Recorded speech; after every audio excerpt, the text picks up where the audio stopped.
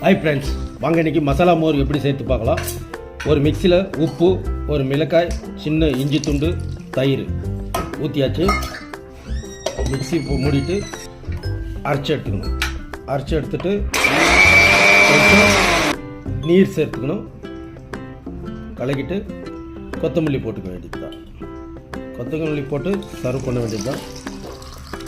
வாங்க இப்போது மசாலா மோர் எப்படி இருக்குதுன்னு சாப்பிட்டு பார்க்கலாம்.